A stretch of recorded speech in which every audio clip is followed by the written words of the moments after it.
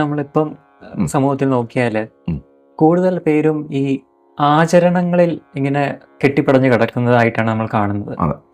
ഒരു ഉദാഹരണത്തിന് ശബരിമല പോകാൻ 41 ദിവസം വ്രതം എടുക്കണം എന്ന് പറഞ്ഞാൽ എല്ലാവരും ആ ഒരു 41 ദിവസം വ്രതം എടുക്കും. പക്ഷേ ആ ആചരിക്കുന്നതിൻ്റെ തത്വം എന്താണ്, അത് എന്തിനു വേണ്ടിയാണ്, എന്താണ് അതിൻ്റെ യഥാർത്ഥ തത്വം എന്നുള്ളത് അറിയാതെയാണ് ഓരോരുത്തരും ചെയ്യുന്നത്.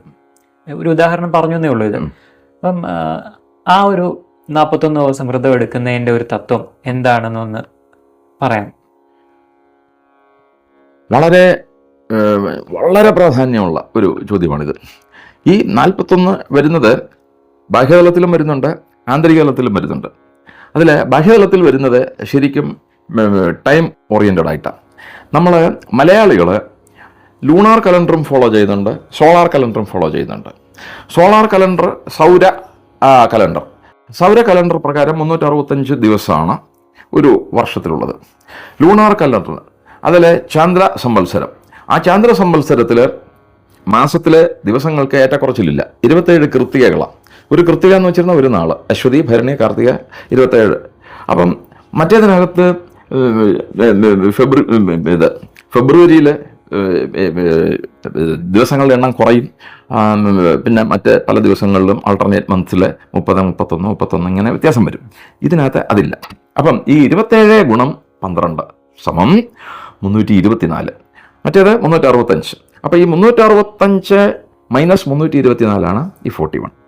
അപ്പം ഈ 41 ഡേയ്സ് വരുന്ന ഡെഫിഷ്യൻസി അവിടെ മനുഷ്യൻ്റെ ശരീരത്തെയും മനസ്സിനെയും ബാധിക്കാതിരിക്കാൻ ഈ ചന്ദ്രസമത്തിൽ നിന്ന് സൂര്യസമത്തിലേക്ക്, ചന്ദ്രമണ്ഡലത്തിൽ നിന്ന് സൂര്യമണ്ഡലത്തിലേക്ക് നമ്മളുടെ physical energy, mental energy, spiritual energy, ഈ 3 ലെവൽസിലെ എനർജിയെയും ബിൽഡപ്പ് ചെയ്ത് സ്പിരിച്വൽ എംപവർമെൻറ്റിന് വ്രതാനുഷ്ഠാനം, ബ്രഹ്മചര്യനിഷ്ഠ, ദേഹശുദ്ധി, പിന്നെ സമൂഹ ജപം, വ്രതം, തീർത്ഥാടനം.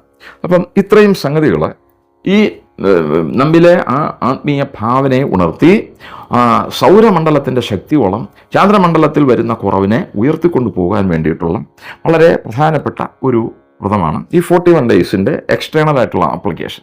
ഇനി ഇതിൻ്റെ അകത്ത് വരുന്ന സംഗതികൾ വളരെ വളരെ പ്രധാനപ്പെട്ട സംഗതിയാണ്. ഇതിനെപ്പറ്റി ഞാൻ ഒരു സംശയം തീർക്കാൻ വേണ്ടിയിട്ട് അയ്യപ്പതത്വം എന്ന് പറഞ്ഞൊരു പുസ്തകം തന്നെ ഞാൻ പബ്ലിഷ് ചെയ്തിട്ടുണ്ട്. അതിൻ്റെ ഒരു ഭാഗം ഞാൻ വായിക്കാം. അപ്പം ഫുൾ ഡേറ്റ അവിടെ വരും. 2 പക്ഷക്കാലമോ 3 പക്ഷക്കാലമോ വ്രതം ആചരിക്കണം. അഷ്ടവിധ മൈഥുന വ്യാപാരങ്ങളെയും ത്യജിച്ച് ബ്രഹ്മചര്യ വ്രതത്തോടുകൂടി ദേശിക സമേതനായി ഭക്തിപൂർവ്വം എന്നെ തന്നെ ചിന്തയോടുകൂടി ചിന്തകളില്ലാതെ സ്മരിച്ച് ആവോളം പുണ്യകർമ്മങ്ങളും ചെയ്ത് ശുദ്ധനായി പുറപ്പെടണം. വ്രതനിഷ്ഠ എങ്ങനെ എടുക്കണമെന്ന് സാക്ഷാൽ ധർമ്മശാസ്താവ് പന്തളത്ത് രാജാവിന് കൊടുത്ത നിർദ്ദേശം പറയുക. മല്ലിംഗൻ ദർശനാർത്ഥം എന്ന് പറഞ്ഞ് തുടങ്ങുന്ന ഒരു പ്രകരണമുണ്ട്. അതിനകത്ത് അത് പറഞ്ഞു വെച്ചിട്ടുണ്ട്. എന്നിട്ട് പൂർണ്ണമണ്ഡലക്കാലം 41 ദിവസങ്ങൾ, 3 പക്ഷക്കാലം അഥവാ 15 ദിവസങ്ങൾ, 15 ഗുണം 3 45 വ്രതം എടുക്കുന്നത് വ്യക്തിയുടെ ശരീരത്തിലെ എല്ലാ ഉപാപചയ പ്രവർത്തനങ്ങളും പൂർണ്ണമായി നിരോധിച്ച് മനുഷ്യ ശരീരത്തിലെ പഞ്ചകോശങ്ങൾ, അന്നമയ കോശം, പ്രാണമയ കോശം, മനോമയ കോശം, വിജ്ഞാനമയ കോശം, അനന്തമയ കോശം പൂർണ്ണമായും ഈശ്വര അഭിമുഖമാക്കുന്നതിന് വേണ്ടിയിട്ടാണ് ഈ 41 ഡേയ്സ്. തപസ്സാണ് ഈ 41 ഡേയ്സ്, ശരിക്കും തപസ്സാണ്. എന്നിട്ട് പഞ്ചകോശങ്ങളിലെ ഏക ഭൗതിക ഭാഗം അന്നമയ കോശം, അത് ഭൗതിക കോശങ്ങളാൽ നിർമ്മിക്കപ്പെട്ടിരിക്കുന്നു. അത്യന്താധുനിക വൈദ്യശാസ്ത്രം കണ്ടുപിടിച്ചിരിക്കുന്നത് മനുഷ്യ ശരീരത്തിലെ വിവിധ അംഗങ്ങളിലെ കോശങ്ങൾക്ക് വ്യത്യസ്ത ആയുർദൈർഘ്യമാണ് ഉള്ളതെന്നാണ്. അത് മോഡേൺ മെഡിസിൻ തന്നെ കണ്ടുപിടിച്ചതാണ്. ചർമ്മകോശങ്ങൾ 2 മുതൽ 3 ആഴ്ച വരെ മാത്രമാണ് ജീവിക്കുന്നത്, എക്സ്റ്റേണലായിട്ട്. എന്നിട്ട് ഇതിനോടകം അവ മൊത്തം മരിച്ചു മാറി പുതിയ കോശങ്ങൾ വരുന്നു. കൊഴുപ്പിൻ്റെ കോശങ്ങൾ 10 വർഷം വരെ ശരീരത്തിനകത്ത് ജീവിക്കുന്നു. സ്വീഡനിലെ കരോലിൻസ്ക ഇൻസ്റ്റിറ്റ്യൂട്ടിലെ ഗവേഷകർ നടത്തിയ ഒരു പഠനത്തിൻ്റെ സംക്ഷിപ്തം 2009 ഏപ്രിൽ ലക്കത്തിലെ സയൻസ് മാസികയിൽ പ്രസിദ്ധീകരിച്ചിരുന്നു.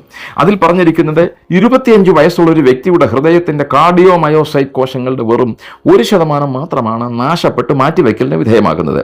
വ്യക്തി 70 വയസ്സാകുമ്പോൾ വെറും 0.5% കോശങ്ങൾ മാത്രമാണ് നശിക്കുന്നത്.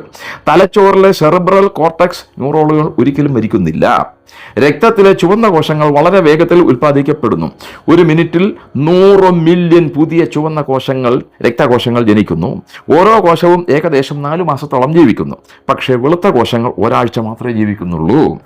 കരളിലെ ഹെപ്പാറ്റൈറ്റിസ് കോശങ്ങൾ 5 മാസം ജീവിക്കുന്നു.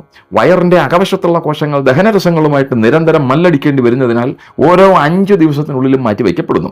അതേസമയം അസ്ഥികളിലെ ബഹുഭൂരിപക്ഷം കോശങ്ങളും 10 വർഷം വരെ ജീവിക്കുന്നു. 72 വയസ്സ് വരെ ജീവിച്ചു കഴിയുമ്പോൾ ശരാശരി മനുഷ്യരുടെ അസ്ഥികൂടം 13 മുതൽ 14 തവണ വരെ മാറ്റിവെക്കപ്പെടലിന് വിധേയമാകും. ആലോചിച്ച് നോക്കുക. എന്നിട്ട് അന്നനാളത്തിനുള്ളിലെ കോശങ്ങൾ 15 വർഷം വരെ ജീവിക്കുന്നു. വളർച്ചയെത്തിയ ശരാശരി മനുഷ്യ ശരീരത്തിൽ ഏകദേശം 10 ട്രില്യൺ കോശങ്ങളുണ്ടെന്നാണ് വൈദ്യശാസ്ത്രം കണക്കാക്കിയിരിക്കുന്നത്. ഇവയിൽ ഏറ്റവും വേഗം ജനിച്ചു മരിക്കുന്ന കോശങ്ങളും ഒരിക്കലും മരിക്കാത്ത കോശങ്ങളും കണക്കിലെടുത്ത് 80 വയസ്സുള്ള ഒരു വ്യക്തിയുടെ കോശാടിസ്ഥാനത്തിലെ പ്രായം, സെൽ ബേസ്ഡ് ഏജ് എന്ന് പറയുന്നത് കണക്കാക്കിയാൽ അത് വെറും 11നും 15നും മധ്യമായിരിക്കും. ഇതൊക്കെ സയന്റിഫിക് ഡേറ്റ, ഇതാരും അറിയുന്നില്ല. അതാണ് അതിലെ സങ്കടം. ഇനി പറഞ്ഞ ഇതിലേക്ക് പോകാം. അപ്പം ഈ 41 ദിവസത്തിലെ പ്രധാനത്തിലെ ഈ കൃത്യകളുടെ കാര്യം ഞാൻ പറഞ്ഞല്ലോ. അത് കഴിഞ്ഞിട്ട് ഇതിൻ്റെ അടുത്ത ഭാഗത്തേക്ക് 41 ദിവസത്തെ വ്രതാനുഷ്ഠാന കാലത്ത് ശരീരത്തിനുള്ളിൽ എന്തൊക്കെ പ്രവർത്തനങ്ങളാണ് നടക്കുന്നതെന്ന് വിശ്വവിഖ്യാത ആയുർവേദ ഗ്രന്ഥമായ അഷ്ടാംഗ ഹൃദയം സൂത്രസ്ഥാനം 1-ാം അധ്യായത്തിൽ വിശദമാക്കിയിരിക്കുന്നു. ത്രിദോഷങ്ങളും സപ്തധാതുക്കളും മൂത്രപുരുഷ സ്വേദങ്ങളുമാകുന്ന 3 മലങ്ങളും കൂടിയ 13 എണ്ണമാണ് ദേഹധാതുക്കൾ. എന്നിട്ട് ശരീരത്തിൻ്റെ എല്ലാ ഭാഗങ്ങളും എല്ലാ പ്രവർത്തനങ്ങളും ഈ 13 എണ്ണത്തിൽ അടങ്ങിയിരിക്കുന്നു. മഹാസ്രോതസ്സിൽ കൂടെ, വായയാണ് മഹാസ്രോതസ് എന്ന് പറയുന്നത്, മഹാസ്രോതസ്സിൽ കൂടെ ഭക്ഷണം സഞ്ചരിക്കുമ്പോൾ 3 ദോഷങ്ങളുടെയും, അതായത് വാതം, പിത്തം, കഫം, മൂർത്തിമത്തായ പ്രവർത്തനം കാണാം. മധുരം, പുളി, ഉപ്പ്, കയ്പ്, എരിവ്, ചവർപ്പ്, ഇതാണ് ഷഡ്രസങ്ങൾ. ഇതാണ് ദ്രവ്യങ്ങളിലുള്ളത്. ഭക്ഷണം ദഹിച്ചു കഴിയുമ്പോൾ ഇവ മധുരം, പുളി, എരിവെന്ന 3 രസങ്ങൾ മാത്രമായിട്ട് പരിണമിക്കുന്നു. ഈ 3 എണ്ണത്തെയാണ് വിപാകരസങ്ങൾ എന്ന് ആയുർവേദത്തിൽ പറയുന്നത്. ഇവയിൽ മധുരരസം കഫത്തെയും പുളിരസം പിത്തത്തെയും എരിവുരസം വാദത്തെയും വർദ്ധിപ്പിക്കും. മഹാസ്രോതസ്സിന്റെ ആദ്യ ഭാഗം കഫസ്ഥാനം. അവിടെയുള്ള കഫദ്രവങ്ങളായ സ്രവങ്ങൾ ആഹാരത്തോട് സമ്മേളിച്ച് മധുരരസത്തെ ഉൾക്കൊണ്ടുകൊണ്ട് കൺവെർട്ടിംഗ് സ്റ്റാർച്ച് ഇൻറ്റു ഷുഗർ തന്നെത്താൻ പോഷിപ്പിക്കപ്പെടുന്നു. ആഹാരം മധ്യസ്ഥാനത്തെത്തുമ്പോൾ അവിടെ സ്ഥിതി ചെയ്യുന്ന പിത്തം അമ്ലരസമുള്ള സ്രവങ്ങൾ ഉപയോഗിച്ച് അമ്ലരസം സ്വീകരിച്ച് പുഷ്ടിപ്പെടുന്നു. പിന്നീട് അധസ്ഥാനത്തുള്ള വായു ബാഷ്പരൂപത്തിൽ വളറ്റൈൽ ഫ്ലൂയിഡ് കടു തിക്ത കഷായങ്ങൾ ഉൾക്കൊള്ളുന്ന എരിവുരസം സ്വീകരിച്ച് പുഷ്ടി പ്രാപിക്കുന്നു. പക്വാശയങ്ങൾ സ്ഥിതി ചെയ്യുന്ന ഈ മഹാസ്രോതസ്സിൽ നിന്ന് ഉദ്ഭവിക്കുന്ന ത്രിദോഷങ്ങൾ ഇങ്ങനെ സ്വയം തൃപ്തിപ്പെട്ടതിന് ശേഷം രസധാതുവിൽ പ്രവേശിപ്പിക്കുകയും ക്രമേണ ദേഹം മുഴുവൻ സഞ്ചരിച്ച് അഷ്ടാംഗങ്ങളെ പരിപോഷിച്ച് ക്രമേണ ശക്തി ക്ഷയിച്ചാൽ തിരികെ മഹാസ്രോതസ്സിലേക്ക് തന്നെ പുനരുജ്ജീവനത്തിനായിട്ട് റീചാർജിങ്ങിനായിട്ട് മടങ്ങി വരികയും ചെയ്യുന്നു. ത്രിദോഷങ്ങളുടെ ഈ നിരന്തര പ്രക്രിയയാണ് ജീവാവസ്ഥ. എന്തോ ഭഗവാനെ ശാസ്ത്രം, ആലോചിച്ച് നോക്കി. ഇത് നമ്മളത് അറിയുന്നുണ്ടോ? ഒന്നും അറിയുന്നില്ല. ഇനി ഈ മോഡേൺ മെഡിസിനിൽ പറയുന്നതും മനുഷ്യന്റെ ശരീരത്തിനകത്തെ സപ്തധാതുക്കളുടെയും സംഗതി കമ്പാരിസൺ നോക്കൂ. രക്താദി സപ്തധാതുക്കളാണല്ലോ ശരീരത്തിന്റെ അഥവാ പിണ്ടത്തിന്റെ സമൂർത്ത ഘടകങ്ങൾ. ഇവയെ രസം, സായിപ്പ് ലിംഫാറ്റിക് സിസ്റ്റം എന്ന് പറയുന്നു. രക്തം, ബ്ലഡ് ആൻഡ് വാസ്കുലർ സിസ്റ്റം. മാംസം, മസ്കുലർ സിസ്റ്റം. മേധസ്, അഡിപ്പോസ് ടിഷ്യൂ. അസ്ഥി, സ്കെലിറ്റൽ സിസ്റ്റം. മജ്ജ, മാരോ. ശുക്ലം, ജെനറ്റൽ സിസ്റ്റം. ഇതിങ്ങനെ മനസ്സിലാക്കാം. ഇതൊന്നും വ്യത്യാസമല്ല. ഇവൻ പുതിയതായിട്ടൊന്നും കണ്ടുപിടിച്ചിട്ടുമില്ല. എന്നിട്ട് ഇവ ഓരോന്നും ആദ്യത്തേത് അടുത്തതിനെ സൃഷ്ടിക്കുന്നുവെന്ന് സുശ്രുതാചാര്യർ പറഞ്ഞിരിക്കുന്നു. ഇതെങ്ങനെയാണ് ഈ ക്രിയേഷൻ പ്രോസസ്സ് നടക്കുന്നതെന്ന് മോഡേൺ മെഡിസിനിന് ഒരു എക്സ്പ്ലനേഷനും ഇല്ല. ഇവിടെ എന്താ സുശ്രുതാചാര്യർ പറഞ്ഞു വെച്ചേക്കുന്നത്? സുശ്രുത സൂത്രം 14-ാം അധ്യായത്തിൽ 7-ാം ശ്ലോകം. അതാണ് ഞാൻ നേരത്തെ സൂചിപ്പിച്ചത്. രസാദ് രക്തസ്തോ മാംസ മാംസാൻ മേധ പ്രജായത്തെ മേധസോസ്തി തഥാ മജ്ജ മജ്ജ ശുക്ലസ്യ സംഭവ. രസധാതു രക്തധാതുവിനെയും രക്തം മാംസധാതുവിനെയും മാംസം മേധസ്സിനെയും മേധസ് അസ്ഥിയെയും അസ്ഥി മജ്ജയെയും മജ്ജ ശുക്ലത്തെയും സൃഷ്ടിക്കുന്നു. അന്നരസത്തിന് ജഠരാഗ്നി സംയോഗം കൊണ്ട് പാകം ലഭിക്കുമ്പോൾ അതിൽ നിന്ന് കഫം ജനിക്കുന്നു. ഈ കഫം അന്നരസത്തിന്റെ മലമാണ്. ശേഷിച്ചുള്ള സാരാംശം സ്ഥൂലമെന്നും സൂക്ഷ്മമെന്നും 2ആയിട്ട് തിരിയുന്നു. അവിടെ മുതലാണ് ഈ വർക്ക് ആരംഭിക്കുന്നത്. അത്ഭുതമാണിത്. ഇതിൽ സ്ഥൂലാംശം രസധാതു തന്നെയാണ്. സൂക്ഷ്മാംശം രക്തധാതുവായി പരിണമിക്കുന്നു. പ്രമോഷൻ കിട്ടുന്നു.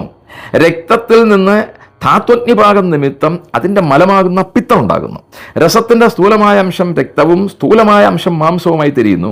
ഇങ്ങനെ ഓരോ ധാതുവിൻ്റെയും സൂക്ഷ്മാംശം അടുത്ത ധാതുവായി പരിണമിക്കുന്നു. മാംസത്തിൻ്റെ മലം കൺപോള, മൂക്കട്ട എന്നിവയാണ്.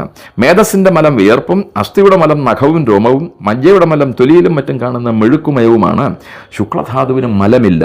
അമലോ ശുക്ല, അത് വിധിയ. അമലോ ശുക്ല, അത് പറഞ്ഞു വെച്ചിരിക്കുക എന്ന് ആചാര്യമതം. ശുക്ലധാതുവിൻ്റെ സൂക്ഷ്മാംശമാണ് അടുത്തത് ഓജസ്. ഈ ഓജസ് ലെവലിലേക്ക് എത്തുന്നത് ഈ 41 ഡേയ്സ് കൊണ്ടാണ്. നമസ്കരിച്ചു പോകും ഈ ശാസ്ത്രത്തിൻ്റെ മുന്നിൽ. ഇവർക്കൊന്നും ഇതിനൊന്നും ഒരു എക്സ്പ്ലനേഷനും ഇല്ല. ഇത് നമ്മൾ മനസ്സിലാക്കിയിട്ട് അടുത്ത ഇത് ആൾക്കാർക്ക് കൊടുക്കണം. ഇനി ഇതിൻ്റെ വെലോസിറ്റി ഉണ്ട്. ഇതിൻ്റെ ചേഞ്ച് വരുന്നത് ബോഡി ടു ബോഡി മാറുന്ന വെലോസിറ്റിയെ പറ്റി കൂടെ പറയുന്നുണ്ട്. എന്തോ പഠനമാണ് നടത്തിയിരിക്കുന്നത്. ഞാൻ ആ ഭാഗം കൊണ്ട് വായിച്ചു കേൾപ്പിക്കാം. ശുക്ലധാതുവിൻ്റെ സൂക്ഷ്മാംശമാണ് ഓജസ്. ഈ പരിവർത്തനം പുഷ്ടിയാക്കുവാൻ 1 മാസം എടുക്കുന്നു. എന്നിട്ട് അതിൽ മിനിമം പീരീഡാണ് പറഞ്ഞത്. എന്നിട്ട് ഓരോ ധാതുവും പുഷ്ടമാകുവാൻ 5 ദിവസം വേണം. ശബ്ദം, ജ്വാല, പ്രവാഹം എന്നിവയ്ക്ക് തുല്യമായി രസം 3 വിധത്തിലാണ് സഞ്ചരിക്കുന്നത്. രസ ശരീരേ ശബ്ദാർച്ചിർ ജല സന്താനവത്രിത സഞ്ചരത്തി അനുരൂപോയം നിത്യമേവ ഹി ദേഹേന. അത് ഭാവപ്രകാശം അതിൽ 230-ാം ശ്ലോകത്തിൽ പറയുക. മനുഷ്യർ തീഷ്ണാഗ്നികളും മധ്യമാഗ്നികളും മന്ദാഗ്നികളുമാണ്.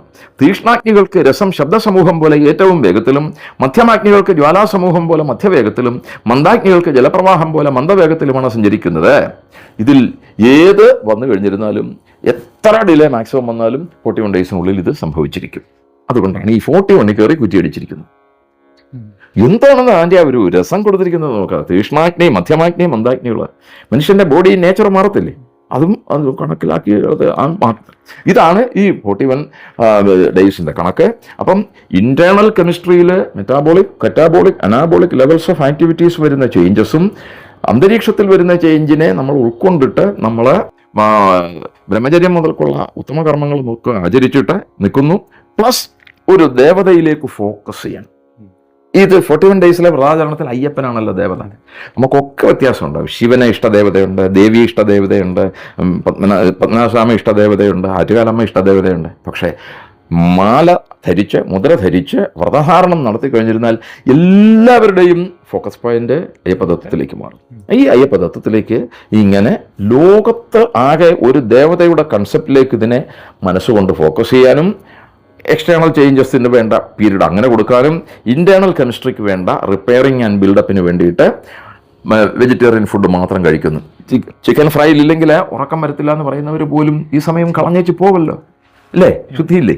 അപ്പം ഈ ഇങ്ങനെ മനസ്സ്, ശരീരം, ബുദ്ധി ഇതിനെ മൊത്തവും ഈശ്വരത്വത്തിലേക്ക് ഫോക്കസ് ചെയ്ത്, ഞാൻ നേരത്തെ സൂചിപ്പിച്ച പോലെ ഈശ്വരനിൽ ജീവിക്കുക, ലിവ് ഇൻ അയ്യപ്പ, ആ ഒരു ധർമ്മത്തിലേക്ക് നമ്മളെ 41 ദിവസം കൊണ്ടുവരാൻ വേറെ ഒരു ദേവതയില്ല. അതാണ് ഈ മണ്ഡല വ്രതാചരണത്തിന്റെ ഒരു മഹത്വം. ശരിക്കും അതിന്റെ തത്വം എന്ന് പറയുന്നത് ഇതാണ്. അതെ, അറിഞ്ഞാചരിക്കുമ്പോൾ അതിന് വേറൊരു അറിഞ്ഞാചരിക്കുന്നതിന്റെ ഇതെന്ന് വെച്ചിരുന്നാൽ അതിന്റെ റിസൾട്ട് മാനിഫോൾഡാ, മൾട്ടിഫോൾഡാ. അറിയാതെ ആചരിക്കുന്നത് മൂഢമായൊരു വിശ്വാസവും കുറെ ആചരണങ്ങളും. അതെ, ബ്ലൈൻഡ് ആയിട്ട് ഫോളോ ചെയ്യുന്നു. അതെ അതെ. അപ്പം എന്ത് ശാസ്ത്രമാണെങ്കിലും അറിഞ്ഞാചരിക്കുമ്പം അതിന്റെ ബോധതലത്തിൽ കിട്ടുന്ന ഒരു സാറ്റിസ്ഫാക്ഷൻ, പ്ലസ് അതിൽ നിന്ന് കിട്ടേണ്ട, അറിയാചരിച്ചാൽ കിട്ടാത്ത വെർച്യൂസ് എന്തായാലും കിട്ടുമല്ലോ. അപ്പം പ്ലസ് തീർച്ചയായിട്ടും അതൊരു വലിയ സംഗതിയാണ്. നമ്മള് ഇപ്പൊ ഒട്ടേറെ വിഷയങ്ങളെ കീറി മുറിച്ച് പഠിച്ചുകൊണ്ടേയിരിക്കുകയാണ്, അതിനെ മനസ്സിലാക്കുകയാണ്. അപ്പം നമുക്ക് അറിയേണ്ട ഒരു കാര്യം കൂടി, ഈ ചാതുർവർണ്ണ്യം, അതിനെക്കുറിച്ച് കൂടി ഒന്ന് കൂടുതൽ ഡീറ്റെയിൽ ആയിട്ട് പറയാമോ?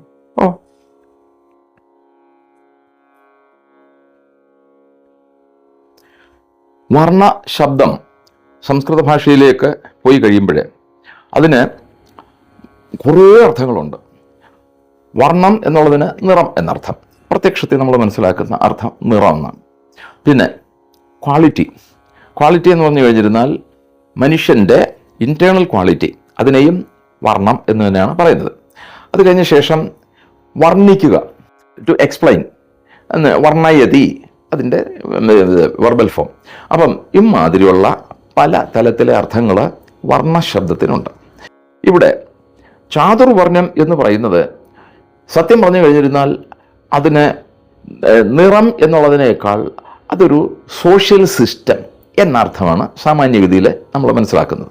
ഈ സോഷ്യൽ സിസ്റ്റം സമൂഹത്തിൽ എങ്ങനെ വന്നു, ഏത് കാലഘട്ടത്തിൽ വന്നു, ഏതൊക്കെ സാഹചര്യങ്ങൾ കൊണ്ട് വന്നു എന്നുള്ളത് നന്നായിട്ട് മനസ്സിലാക്കണം. ഇത് ഭാരതത്തിൽ മാത്രമാണോ സാമൂഹ്യ ജീവിതത്തിൽ ഈ സോഷ്യൽ സിസ്റ്റം വന്നിട്ടുള്ളത്? മനുഷ്യൻ ഏതൊക്കെ രാജ്യങ്ങളിൽ, ഏതൊക്കെ സമൂഹങ്ങളിൽ ജീവിച്ചിട്ടുണ്ടോ അവിടെ എല്ലാം പല പാരാമീറ്റേഴ്സിൻ്റെ പേരിൽ വന്നതേ ഉള്ളൂ. ഭാരതത്തിലും ചില പർട്ടിക്കുലർ പാരാമീറ്റേഴ്സിൻ്റെ പേരിൽ സമൂഹത്തിൽ ഈ സോഷ്യൽ സിസ്റ്റം നിലവിൽ വന്നു. ഇത്രയും നമ്മൾ ബേസിക്കായിട്ട് മനസ്സിലാക്കിയിട്ട് അടുത്ത ഘട്ടത്തിലേക്ക് പോകാം. എല്ലാവരും ആക്ഷേപിക്കാൻ പറയുന്നത് ഒറ്റ ഗീതാശ്ലോകമാണ്. ചാതുർവർണ്ണ്യം മയാ സൃഷ്ടം ഗുണകർമ്മ വിഭാഗശ തസ്യ കർത്താരമവിമം വിദ്യകർത്താരമവ്യയം. ഇതാണ് എല്ലാ അണ്ണന്മാരും ചാടിക്കയറി പറയുന്നത്. ചാതുർവർണ്ണ്യം മയാ സൃഷ്ടം. കൊണ്ടോടാ, നിന്റെ കൃഷ്ണൻ പറഞ്ഞിട്ടുണ്ട് ഞാനാണ് ചാതുർവർണ്ണ്യം സൃഷ്ടിച്ചിട്ടുള്ളത്. രണ്ടാമത്തെ വരി പറയുന്നില്ല. അവിടെയാണ് കാപട്യം ആരംഭിക്കുന്നത്. ഭഗവാൻ പറയുന്നു ഗുണകർമ്മ വിഭാഗശ. ഗുണത്തെയും കർമ്മത്തെയും അടിസ്ഥാനപ്പെടുത്തിയിട്ടാണ് ഈ വിഭജനം സംഭവിച്ചിരിക്കുന്നത്. ഇനി തസ്യ കർത്താരമപി മാം വിദ്ധി. ഇതിൻ്റെ കർത്താവ് ഞാൻ തന്നെയാണ്. ഒന്നും തള്ളി പറയുന്നില്ല. ഞാൻ അങ്ങനെയൊന്നും പറഞ്ഞിട്ടില്ല, അത് എൻ്റെ പ്രസ്താവനയെ ട്വിസ്റ്റ് ചെയ്താണെന്ന് പറഞ്ഞിട്ട് ഈ അണ്ണന്മാർ രക്ഷപ്പെടൽ ടെക്നോളജി ഒന്നും ഭഗവാൻ ഉപയോഗിച്ചിട്ടില്ല. പക്ഷേ നിങ്ങൾ എന്നെ ആരെന്നറിയണം. അകർത്താരം അവ്യയം. അകർത്താരനായ അവ്യയനായ നാശരഹിതനായ പരമപുരുഷനാണ് ഞാൻ എന്ന് തിരിച്ചറിയണം. അവിടെ ഭഗവാൻ ഉത്തരേന്ത്യയിലെ ഇന്ന് നമ്മൾ യാദവന്മാർ എന്ന് വിളിക്കുന്ന യദുവംശത്തിലെ ഉപവംശത്തിലെ വൃഷ്ണിവംശത്തിൽ, അതിൻ്റെയും വംശത്തിൽ സാത്വതൻ്റെ വംശത്തിൽ പിറന്ന മിസ്റ്റർ വസുദേവൻ ആൻഡ് മിസ്സസ് ദേവകിക്ക് പിറന്ന ഒരു പുത്രൻ എന്ന അർത്ഥത്തിൽ ജനിച്ച വ്യക്തി ചാതുർവർണ്ണ്യം സൃഷ്ടിച്ചെന്ന് ഭഗവത്ഗീത പറഞ്ഞിട്ടില്ല. അകർത്താരനും അവ്യയനുമായ ഞാൻ ഈ വ്യവസ്ഥയെ സൃഷ്ടിച്ചു. എന്തിനു വേണ്ടി സൃഷ്ടിച്ചു? ഓരോരുത്തർക്കും എന്താണ് പറഞ്ഞു വച്ചേക്കുന്നത്? ബ്രാഹ്മണ്യത്തിൻ്റെ അർത്ഥം ബ്രാഹ്മണൻ ചെയ്യേണ്ട കർമ്മങ്ങൾ എന്തൊക്കെയാണ്, എന്തൊക്കെ ചെയ്താൽ ഒരു വ്യക്തിക്ക് ബ്രാഹ്മണനാകാൻ സാധിക്കും, എന്തൊക്കെ ചെയ്യാതിരുന്നാൽ അവൻ ബ്രാഹ്മണ്യം എന്ന് പറയുന്ന ആ ഹയർ ക്വാളിറ്റിയിൽ നിന്ന് സ്വയം ഡിസ്ക്വാളിഫൈഡ് ആയിട്ട് മാറും. ഇതൊക്കെ ആയിരക്കണക്കിന് ശ്ലോകങ്ങളിൽ വിശദീകരിച്ചിരിക്കുന്ന ഒരു വലിയ സബ്ജക്റ്റാണ്. മഹാഭാഗവതത്തിലേക്ക് സപ്തമ സ്കന്ധത്തിൻ്റെ അവസാന ഭാഗത്തേക്ക് പ്രഹ്ലാദ സ്തുതിയും കഴിഞ്ഞിട്ട് നമ്മൾ പോയി കഴിഞ്ഞിരുന്നാൽ അവിടെ കൃത്യമായിട്ട് ശ്രീ ഭഗവാൻ അവിടെ വിശദീകരിച്ചു കൊടുക്കുന്നത് നമുക്ക് ശുകബ്രഹ്മർഷിയുടെ വാക്കുകളിൽ നിന്ന് പരീക്ഷിത്ത് മഹാരാജാവിന് പറഞ്ഞു കൊടുക്കുന്ന ആ പ്രകരണത്തിൽ ഭംഗിയായിട്ട് വർണ്ണാശ്രമധർമ്മ നിരൂപണം അവിടെ വിശാലമായിട്ടാണ് പറഞ്ഞു വെച്ചേക്കുന്നത്. നമ്മളിപ്പോൾ ഇവിടെ ചാതുർവർണ്ണ്യം മാത്രമാണ് എടുത്തിരിക്കുന്നത്. വർണ്ണ ആശ്രമ ധർമ്മ നിരൂപണമാണ് ഭാഗവതത്തിൽ. ഇത് ഭയങ്കരമായിട്ട് കയറ്റി വെച്ചിരിക്കുക. വർണ്ണ ആശ്രമ ധർമ്മ നിരൂപണമാണ്. ഇവിടെ ഇപ്പം ഈ ചോദ്യത്തിൽ ചാതുർവർണ്ണ്യം മാത്രമേ വന്നിട്ടുള്ളൂ. അതുകൊണ്ട് എൻ്റെ ജോലി 1/3 കുറയുക. ഇവിടെ വർണ്ണം എന്ന് പറയുന്നത് കൊണ്ട് ബ്രാഹ്മണ ക്ഷത്രിയ വിശാം ശൂദ്രാണാം ച പരം തപ കർമാണി പ്രവിഭക്താനി സ്വഭാവ പ്രഭവൈർ ഗുണൈഹി. അർജുന, നീ മനസ്സിലാക്കോളൂ. ബ്രാഹ്മണ ക്ഷത്രിയ വിശാം ശൂദ്രാണാം ച പരം തപ കർമാണി പ്രവിഭക്താനി സ്വഭാവ പ്രഭവൈർ ഗുണൈഹി. ഇത് ഭഗവത്ഗീതയിൽ പറഞ്ഞു വെച്ചിരിക്കുന്നു കൃത്യമായിട്ട്. ബ്രാഹ്മണൻ, ക്ഷത്രിയൻ, വൈശ്യൻ, ശൂദ്രൻ എന്ന് പറയുന്നത് അവൻ ചെയ്യുന്ന കർമ്മത്തെ ആധാരപ്പെടുത്തിയിട്ടാണ്, അല്ലാതെ അവൻ ജനിക്കുന്ന ജനനം എന്ന് പറയുന്ന സ്രോതസ്സിനെ സംബന്ധിച്ചല്ല. ആചരിക്കുന്ന കർമ്മം എങ്ങനെയാണോ അതിൽ എന്താണ് ചെയ്യുന്നത് അതാണ്. ഇനി സത്വബുദ്ധിയോടുകൂടെ വേദപഠനം, പിന്നെ സ്വാധ്യായം, മന്ത്രജപം, ഈശ്വര പ്രണിധാനം, യോഗനിഷ്ഠ, യോഗ പഠിപ്പിക്കുക, ഇങ്ങനെ ഉത്തമങ്ങളായ ഈശ്വരോന്മുഖമായ കർമ്മങ്ങൾ മൊത്തവും പ്രതിഗ്രഹം പോലും ചിന്തിക്കാതെ സർവ്വ ആളുകൾക്കും പ്ലസ് ലോകാസമസ്ത സുഖിനോ ഭവന്തു എന്ന ഭാവത്തോടുകൂടെ സെൽഫ്ലെസ് ആയിട്ട് ആരാചരിക്കുന്നു ആ വ്യക്തിയാണ് ബ്രാഹ്മണൻ എന്ന് പറയുന്നത്. ഐ റിപ്പീറ്റ്, ലോകമംഗളാർത്ഥം സങ്കല്പിച്ചുകൊണ്ട് ഈ പ്രപഞ്ചത്തിൻ്റെ ഒരു പുൽക്കൊടി പോലും മോഹിക്കാതെ, ഒന്നിൽ നിന്നും പ്രതിഗ്രഹം സങ്കല്പിക്കാതെ ഉൾക്കൊള്ളേണ്ട ബ്രഹ്മവിദ്യ മുതൽക്ക് സമസ്ത സംഗതികളെ ദ്വൈവിദ്യയെ വേദിതവ്യേ പരാജ അപരാജ, പരാവിദ്യയും അപരാവിദ്യയും ഉൾക്കൊണ്ടിട്ട് ഈ പ്രപഞ്ചത്തിൽ സർവ്വതിലും ഈശ്വരാംശത്തെ മാത്രം ദർശിച്ചിട്ട് പരമസാത്വികനായിട്ട് ഒരു വ്യക്തി, അയാളുടെ അച്ഛൻ ചിലപ്പോൾ കൂലിപ്പണിക്കാരനായിരിക്കും, അയാളുടെ അച്ഛൻ ചിലപ്പം വൈശ്യനായിരിക്കും, അയാളുടെ അച്ഛൻ ചിലപ്പോൾ ഭയങ്കര ക്രൂരനായ ഒരു ക്ഷത്രിയനായിരിക്കും. പക്ഷേ അയാൾ ഈ സാത്വികമായ മനോവൃത്തിയോടുകൂടെ അയാളുടെ മനസ്സ് മൊത്തവും ഈശ്വരന്മുഖമായിട്ട് വെച്ചിട്ട് പരമസാത്വികനായിട്ട് ജീവിച്ചാൽ ഹീസ് എ ബ്രാഹ്മിൻ. അപ്പോൾ ബ്രാഹ്മണന്റെ ലക്ഷണം ഈ പറഞ്ഞതൊക്കെയാണ്. അടുത്തത്, പണ്ടുകാലത്തെ സാമൂഹ്യ സംവിധാനത്തിൻ്റെ ഒരു മിലിറ്ററി സൈഡ് ഇതിനകത്ത് വരുന്നുണ്ട്. അത് ശ്രദ്ധിച്ച് മനസ്സിലാക്കണം. പണ്ട് ഇപ്പം ഇന്ത്യക്കകത്ത് തന്നെ ഏതാണ്ട് 600 ചില്ലാനം നാട്ടുരാജ്യങ്ങളുണ്ടായിരുന്നു. ഈ രാജ്യങ്ങളെല്ലാം രാജാക്കന്മാരാണ് ഭരിച്ചുകൊണ്ടിരുന്നത്. ഈ രാജാക്കന്മാർക്ക് അവരുടെ ഒരു ടെറിട്ടോറിയൽ, ഒരു ലോക്കൽ ആർമിയെ കാണത്തുള്ളൂ. അതിൽ കരുത്തുള്ള ഭയങ്കര മിടുക്കന്മാരായ രാജാക്കന്മാർ സമീപമുള്ള രാജ്യങ്ങളെല്ലാം വെട്ടിപ്പിടിക്കും. അപ്പോൾ ഈ വെട്ടിപ്പിടിക്കുന്ന രാജാക്കന്മാർ ഭയങ്കര കരുത്തന്മാരും അവർക്ക് മിലിറ്ററി പവർ കൂടുതൽ കാണും. അവർ ചെന്ന് കഴിഞ്ഞിരുന്നാൽ ഈ രാജാക്കന്മാരുടെ രാജകൊട്ടാരങ്ങൾ ആക്രമിക്കും, അവിടുത്തെ സ്ത്രീകളെ ബലാത്സംഗം ചെയ്യും, ചെല്ലുന്ന സ്ഥലത്തെ സമ്പത്ത് കൊള്ളയടിക്കും, പലതിനും തീവെക്കും, അങ്ങനെ ക്രൂരതകളൊക്കെ കാണിക്കും. ഈ ക്രൂരതകളിൽ നിന്നൊക്കെ സമൂഹത്തെ രക്ഷിക്കേണ്ടത് ക്ഷാത്രവീര്യത്തോടുകൂടെ, എൻ്റെയും കടമയാണെന്നുള്ള ബോധത്തോടുകൂടെ രാഷ്ട്രരക്ഷയ്ക്കും വേണ്ടിയിട്ട്. ക്ഷതാത് ത്രായത ഇത് ക്ഷേത്രത്തെ പറ്റി നമ്മളൊരു ഡെഫിനേഷൻ പറയുന്നല്ലോ, അതുപോലെ ക്ഷേത്രത്തിൻ്റെ പകരം ഇവിടെ രാഷ്ട്രം എന്ന് അങ്ങോട്ട് ഇട്ട് കൊടുത്താൽ മതി. രാഷ്ട്രത്തെയും ക്ഷതത്തിൽ നിന്ന് ത്രാണനം ചെയ്യുവാൻ എൻ്റെ പ്രാണൻ ഞാൻ സമർപ്പിക്കും എന്ന സങ്കല്പത്തോടുകൂടെ അതിഭയങ്കരമായ യുദ്ധേജാപ്യ അപലായനം ദാനമീശ്വര ഭാവശ്ചാക്ഷാത്രം കർമ്മ സ്വഭാവജം എന്നാണ് പറഞ്ഞു വെച്ചേക്കുന്നത്. അതായത് യുദ്ധം ചെയ്തുകൊണ്ട് നിൽക്കുന്ന സമയത്ത് തിരിഞ്ഞോടിയാൽ രക്ഷപ്പെടും, പക്ഷെ ആ സമയത്ത് പോലും യുദ്ധേജാപ്യ അപലായനം, തിരിച്ചോടത്തില്ല. സ്വന്തം ജീവൻ രക്ഷിക്കാൻ വേണ്ടി ഓടാതെ അവിടെ പടഞ്ഞു വീണ് മരിക്കേണ്ടി വന്നാലും അത് ക്ഷത്രിയൻ്റെ ധർമ്മമാണെന്ന് ചിന്തിച്ചുകൊണ്ട് ക്ഷതാതത്രായതെ, വ്യക്തികളെ മാത്രമല്ല, സമൂഹത്തെ മാത്രമല്ല, രാഷ്ട്രത്തെ തന്നെ ഈ കടന്നാക്രമികളുടെ ക്ഷതങ്ങളിൽ നിന്ന്, അവരേൽപ്പിക്കാവുന്ന ദോഷങ്ങളിൽ നിന്ന് ത്രാണനം ചെയ്യുവാൻ വേണ്ടി സർവസ്വം സമർപ്പിച്ചിറങ്ങുന്ന ആളുകളെയാണ് ക്ഷത്രിയരെന്ന് വിളിച്ചത്. ആ ക്ഷത്രിയരായിട്ട് വരുന്ന, യുദ്ധം ചെയ്യാൻ തയ്യാറായിട്ട് വരുന്ന ആളുകളെ അല്ല ഒന്നാം തരം ബ്രാഹ്മണ കുടുംബങ്ങളിൽ നിന്നുള്ളവർ കാണും, വൈശ്യ കുടുംബങ്ങളിൽ നിന്നുള്ള കാണും, ശൂദ്ര കുടുംബങ്ങളിൽ നിന്നുള്ള കാണും, എവിടെ നിന്നുള്ളത് വിഷയമല്ല. സമർപ്പണം. ഇന്ന് നമ്മുടെ റിപ്പബ്ലിക് ഡേ ആണ്. ഇന്ന് നമ്മുടെ പ്രധാനമന്ത്രി അവിടെ അമർ ജവാൻ ജ്യോതിയിൽ പോയിട്ട് അദ്ദേഹം അവിടെ പ്രാർത്ഥനാനിരതനായിട്ട് നിൽക്കുന്നു. ചീഫുമാർ കൂടെയുണ്ട്, ഡിഫൻസ് മിനിസ്റ്റർ കൂടെയുണ്ട്. എൻ്റെ കണ്ണൊരു നിമിഷം നിറഞ്ഞുപോയി. എന്നിട്ട് അവിടെ ഈ നമ്മുടെ രാഷ്ട്രത്തിന് വേണ്ടിയിട്ട് അവിടെ ജീവൻ നഷ്ടപ്പെടുത്തിയ ആൾക്കാരുടെ എല്ലാം പേരെഴുതി വെച്ചിരിക്കുന്നു. അവരാർക്ക് വേണ്ടിയാണ് മരിച്ചത്? അവരാർക്ക് വേണ്ടിയാണ് മരിച്ചത്? ഇവിടുത്തെ ബ്രാഹ്മണനെയും ക്ഷത്രിയനെയും വൈശ്യനെയും ശൂദ്രനെയും ഇതിനെല്ലാം എതിർക്കുന്നതിനെയും രക്ഷിക്കാൻ വേണ്ടിയല്ലേ സ്വന്തം പ്രാണൻ കൊടുത്തത്? ചിന്തിച്ചു നോക്കോളൂ. അപ്പോൾ അവരുടെ ആ ആത്മസമർപ്പണം, ജീവസമർപ്പണം എത്ര വിലപിടിപ്പുള്ളതാണ്. അതിന് പകരം വെക്കാൻ എന്തുണ്ട് നമ്മുടെ കയ്യിൽ? നമ്മളൊക്കെ വീടുകളിൽ കിടന്ന് സുഖമായിട്ട് ഉറങ്ങുന്നു, സമാധാനമായിട്ട് ജീവിക്കുന്നു. അതിർത്തിയിൽ കണ്ണിമ ചുമ്മാതെ കാവലിൽ നിന്ന് ഈ രാഷ്ട്രത്തെയും സമൂഹത്തെയും സർവ്വതിനെയും സംരക്ഷിക്കുന്ന ക്ഷത്രിയൻ അവനുള്ളത് കൊണ്ട്. ഇന്ത്യൻ ആർമി ക്ഷത്രിയൻ്റെ ഒരു ബ്രാഞ്ചാണ്, ഇന്ത്യൻ നേവി ക്ഷത്രിയൻ്റെ വേറൊരു ബ്രാഞ്ചാണ്, ഇന്ത്യൻ എയർഫോഴ്സ് ക്ഷത്രിയൻ്റെ വേറൊരു ബ്രാഞ്ചാണ്. അങ്ങനെ കോസ്റ്റ് ഗാർഡ് മുതൽക്ക് സർവ്വതും അവരെല്ലാം രാഷ്ട്രത്തെ രക്ഷിക്കാൻ വേണ്ടി ജീവൻ സമർപ്പിച്ച് നിൽക്കുന്ന, രാഷ്ട്രത്തെ ക്ഷതത്തിൽ നിന്ന് രക്ഷിക്കാൻ വേണ്ടി നിൽക്കുന്ന സർവ്വ ആളുകളും ക്ഷത്രിയന്മാരാണ്. നമ്മളെ ലോക്കൽ പോലീസ് മൊത്തവും ഫങ്ഷണൽ ലെവലിൽ എത്തുമ്പോൾ അവർ ക്ഷത്രിയന്മാരാണ്. കാരണം അവരുടെ ജീവൻ ത്യജിച്ചിട്ടും സമൂഹത്തെ രക്ഷിക്കാൻ വേണ്ടിയിട്ട് ക്ഷാത്രബുദ്ധിയോടുകൂടെ ഫൈറ്റ് ചെയ്താൽ നിൽക്കുന്നു. അടുത്തത് കൃഷി ഗോരക്ഷ വാണിജ്യം വൈശ്യകർമ്മ സ്വഭാവജം. 2 വരിയിലാണ് ഭഗവാൻ പറഞ്ഞു വെച്ചേക്കുന്നത്. കൃഷി ഗോരക്ഷ വാണിജ്യം. ശ്രദ്ധിച്ച് മനസ്സിലാക്കണം. ആയിരക്കണക്കിന് വർഷം മുമ്പാണ് ഈ 3 എടുത്തു പറഞ്ഞത്. കൃഷി, അഗ്രികൾച്ചറൽ ഇക്കോണമി.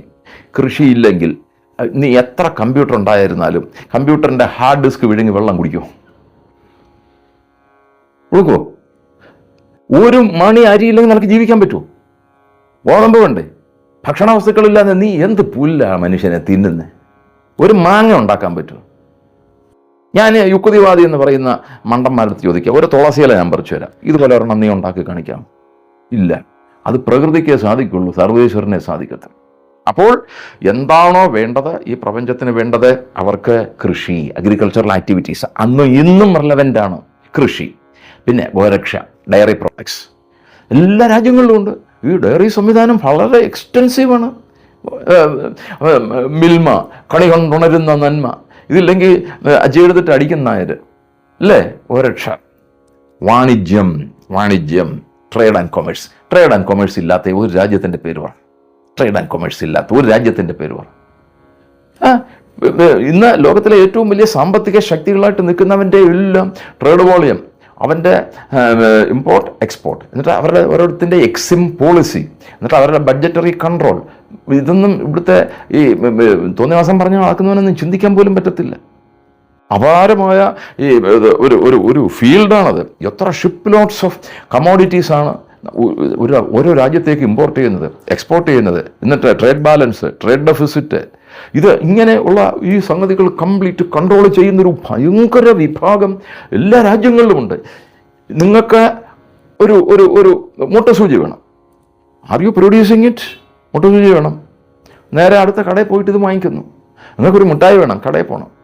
ഇനി ഭയങ്കരമായിട്ട് മുതലാളി വർഗത്തെ ചീത്ത പറയുന്ന അണ്ണന്മാരുടെ അടുത്ത് ഞാനൊരു സിമ്പിൾ ചോദ്യം ചോദിക്കാം, മറുപടി പറയണം. സത്യസന്ധമായിട്ട് നെഞ്ചി കൈവച്ച് മറുപടി പറയണം.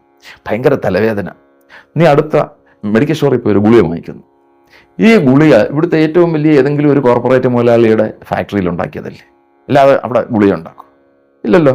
നീ ഉടുത്തിരിക്കുന്ന ഉടുതുണി ഏതെങ്കിലും കോർപ്പറേറ്റ് മുതലാളിയുടെ ഫാക്ടറിയിൽ ഉണ്ടാക്കിയതല്ലേ? ഇപ്പം പലർക്കും ഈ ലാപ്ടോപ്പ് കക്ഷത്തി വെച്ചില്ലെങ്കിൽ ഉറക്കം വരത്തില്ല. അപ്പോൾ പണ്ട് ഇതിനൊക്കെ എതിരെ സമരം ചെയ്ത കക്ഷികളാണ്. ഈ ലാപ്ടോപ്പ് നീ ഉണ്ടാക്കിയതാ? ആണോ? ഇല്ല. നിന്റെ മോൻ ദുബായിലാണെങ്കിൽ അവനെ കാണാൻ നീ ഫ്ലൈറ്റൊക്കെ കയറിപ്പോവും. വിമാനം നീ ഉണ്ടാക്കിയതാണോ? അല്ല.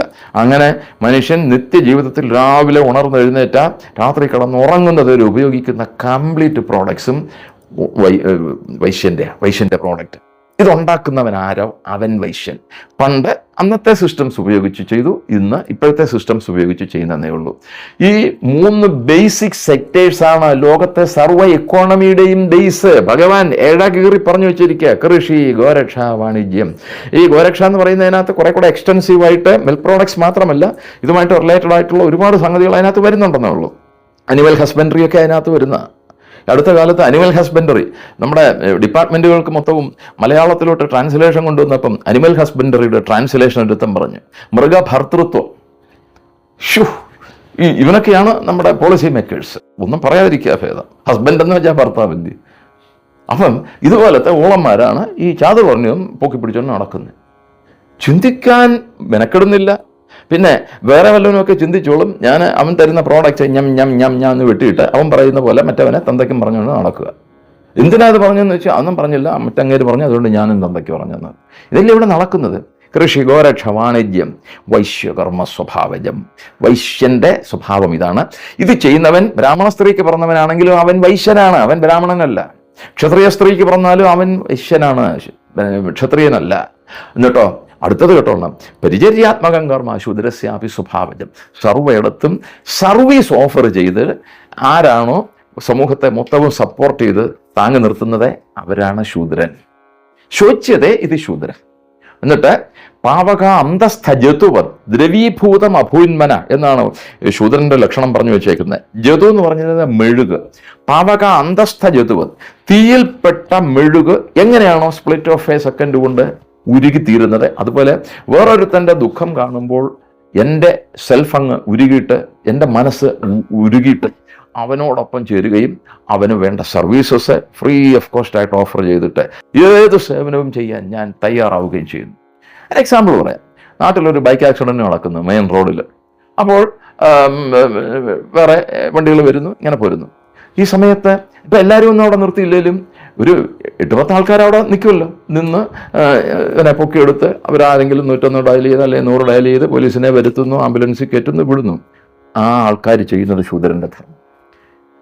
In expectation of no profit, service. അപ്പോൾ വേറെവർ യു ഗോ, സമൂഹത്തിന് വേണ്ടി സർവീസ് അർപ്പിക്കുന്ന ആൾക്കാർ കംപ്ലീറ്റ് ശൂദ്രന്മാർ. അപ്പം ഇതാണ് ഭഗവാൻ പറഞ്ഞത്. അപ്പം കൃഷി, ഗോരക്ഷ, വാണിജ്യം, വൈശ്യകർമ്മ സ്വഭാവജം, പരിചര്യാത്മകം കർമ്മ ശൂദ്രസ്യാപി സ്വഭാവജം. എന്നിട്ട് പറയുന്നു, സ്വേ സ്വേ കർമ്മണ്യ അഭിരത സംസിദ്ധം ലഭതേ നര. ഇങ്ങനെ ഓരോ സംഗതിയും അവരവരുടെ അഭിരുചിക്ക് അനുസരിച്ച് ആരൊക്കെ എന്തൊക്കെ കർമ്മങ്ങൾ അനുഷ്ഠിക്കുന്നോ അർജുന, അവരൊക്കെ ആ കർമാനുഷ്ഠാനത്തിൽ കൂടെ അവരുടെ ജീവിതത്തെ ശ്രേയസ്കരമാക്കുന്നു, അവരുടെ ജീവിതത്തിന് അർത്ഥം കൈവരിക്കുന്നു. ഇവിടെ പ്രശ്നം വന്നതും കൂടെ പറയാം. പ്രശ്നം വന്നത് ഏത് സ്റ്റേജിലാണെന്ന് പറയാം. ഇത് ശരിക്കും ഫങ്ഷൻ ഓറിയൻറ്റഡ് ആണ്, ബർത്ത് ഓറിയൻറ്റഡ് അല്ല. കുറേ അങ്ങോട്ട് കഴിഞ്ഞ് ഇങ്ങനെ ഓരോരുത്തരും ഓരോ ലെവലിലെത്തി. അങ്ങനെ അങ്ങോട്ട് വന്നു കഴിഞ്ഞപ്പോൾ ബ്രാഹ്മണ കർമ്മങ്ങൾ ചെയ്യുന്ന സാത്വികരായിട്ടുള്ള ആളുകൾക്ക് കുറേ കുബുദ്ധികൾക്ക് മനസ്സിലായി മേലനങ്ങാതെ ജീവിക്കാൻ പറ്റും. അപ്പോൾ അവർ മറ്റാളുകളെയൊക്കെ കുറച്ച് ദൂരെ മാറ്റി നിർത്തി, എന്നിട്ട് ഈ ബ്രാഹ്മണ്യകർമ്മം അതുപോലെയൊക്കെയുള്ള സംഗതികൾ തങ്ങൾക്ക് ലാഭകരമാണ് എന്ന മട്ടിൽ ഒരു എലമെന്റ് ഓഫ് എക്സ്പ്ലോയിറ്റേഷൻ അതിനകത്ത് കൊണ്ടുവന്നു. ഇനി ഇത് സംഭവിക്കാത്തത് ഏത് രാജ്യത്തിലെ ഏത് സമൂഹത്തിലുണ്ട്? തുറന്നു പറയൂ, ഏത് രാജ്യത്തെ ഏത് സമൂഹത്തിലാണ്? എപ്പോഴും ഒരു പ്രീസ്റ്റ്ലി ക്ലാസ് എല്ലാ സമൂഹത്തിലുമുണ്ട്. ക്രൈസ്തവ സമൂഹത്തിലില്ലേ? ഇസ്ലാമിക സമൂഹത്തിലില്ലേ? ഏത് രാജ്യത്തെ ഏത് സമൂഹത്തിലാണ് ഇല്ലാത്തത്? അവരെന്ന് വെച്ചിരുന്നു കഴിഞ്ഞാൽ they are products of opportunities, അല്ലാതെ they are not products of Dharmashastra. ഓപ്പർച്യൂണിസ്റ്റുകളാണ്. ഈ ഓപ്പർച്യൂണിസ്റ്റുകൾ പൊളിറ്റിക്കൽ പാർട്ടീസിലില്ലേ? മേലനങ്ങാതിരുന്ന് ഒരു ജാഥയ്ക്ക് പോലും പോകാതെ നേതാവ് കളിച്ച് നടക്കുന്ന അണ്ണന്മാരുണ്ട്. എന്നാൽ സർവ്വതിനും പോയിട്ട് അടിയും കൊണ്ട് ജയിലിൽ പോയിട്ട് അർഹിക്കുന്ന രീതിയിൽ നേതൃത്വം കളിച്ച് നടക്കുന്ന ആൾക്കാരുണ്ട്. ഇത് രണ്ട് എക്സ്ട്രീമിസ്റ്റുകളാണ്. അപ്പോൾ ചുളുവിൽ കൈ നനയാതെ മീൻ പിടിക്കുന്ന ഒരു സംസ്കാരം വളർന്നതോടുകൂടിയാണ് ഇത് കർമ്മത്തിനെ ആധാരമാക്കിയുള്ള ഡിവിഷനല്ല, ജന്മത്തെ ആധാരമാക്കിയ ഡിവിഷനാണെന്ന് പറഞ്ഞിട്ട് കുമാരനാശാൻ പറഞ്ഞതുപോലെ കെട്ടില്ലാത്തവർ തമ്മിൽ ഉണ്ണാത്തവർ ഇങ്ങനെ ഒട്ടല്ലഹോ ജാതി കോമരങ്ങളെന്നൊക്കെ പറഞ്ഞ മട്ടിൽ ഇത് വന്നത്. ഇത് മനസ്സിലാക്കിയിട്ട് ഇതിനകത്തെ കുഴപ്പങ്ങൾ മൊത്തവും തിരുത്തി കൊടുക്കുവാൻ ശ്രീനാരായണ ഗുരുദേവന്, ചട്ടമ്പിസ്വാമി തിരുവടികൾ, അയ്യാസ്വാമികൾ, ഇതുപോലെയുള്ള മഹാത്മാക്കൾ സമൂഹത്തിൽ ഓരോ കാലഘട്ടത്തിലും ഉദയം ചെയ്തു. അപാരമായ ക്രൂരതയും പിന്നെ ഈ പ്രീസ്റ്റുകളുടെ ഹിംസാത്മകമായ യാഗം, ഹോമം, യാഗം, ഭയങ്കരമായ ഹിംസ നിന്ന സമയത്താണ് സാക്ഷാ ശ്രീഹരി വിഷ്ണു ബുദ്ധനായിട്ട് അവതരിച്ചത്. ഭാഗവതം അങ്ങനെയാണ് പറയുന്നത്. അപ്പൊ ഹിംസയ്ക്ക് അടിവരെ ഇട്ടു. അങ്ങനെ ഓരോ അവതാരങ്ങൾ ഓരോ പുണ്യസമയത്ത് വരുന്നു. അവരിതിനകത്തെ പോരായ്മകൾ പരിഹരിക്കുന്നു. ഇതൊരു ഒരു സെൽഫ് സപ്പോർട്ടിംഗ് സിസ്റ്റമാണ്, അല്ലാതെ എക്സ്റ്റേണലി റെഗുലേറ്റഡ് സിസ്റ്റം അല്ല. ഇപ്പം നമ്മൾ ഈ രാജ്യത്ത് ജീവിക്കുന്നു, കോൺസ്റ്റിറ്റ്യൂഷണൽ സെറ്റപ്പിൻ്റെ ഫ്രെയിംവർക്കിനകത്ത് ജീവിക്കുന്ന കുറേ കാര്യങ്ങളും അതിൽ കൂടെ ചെയ്യേണ്ട കുറച്ച് റൂൾസ് ഒബേ ചെയ്ത് പോകേണ്ട കാര്യങ്ങളും ഉണ്ടെങ്കിൽ അതങ്ങനെ ചെയ്യും. പക്ഷേ ചാതുർവർണ്ണ്യം ഇതുപോലത്തെ കോൺസ്റ്റിറ്റ്യൂഷൻ്റെ റൂൾ ഒബേ ചെയ്യുന്ന സംഗതിയല്ല. കാരണം അത് പണ്ട് പുരാതന കാലം മുതലേ ഉരുത്തിരിഞ്ഞ് വന്നിട്ടുള്ളതാണ്. ഇപ്പം നാളെ രാവിലെ ഗവർണർ അല്ലെങ്കിൽ പ്രധാനമന്ത്രി അല്ലെങ്കിൽ രാഷ്ട്രപതി ഈ രാജ്യത്തുള്ള എല്ലാ ബ്രാഹ്മണരും ശൂദ്രരാണെന്ന് ഞാൻ ഇന്നിതാ പ്രഖ്യാപിക്കുന്നു എന്ന് പറഞ്ഞിരുന്നാൽ പോയില്ലേ? അത് മീനിങ്ലെസ്സാണ്.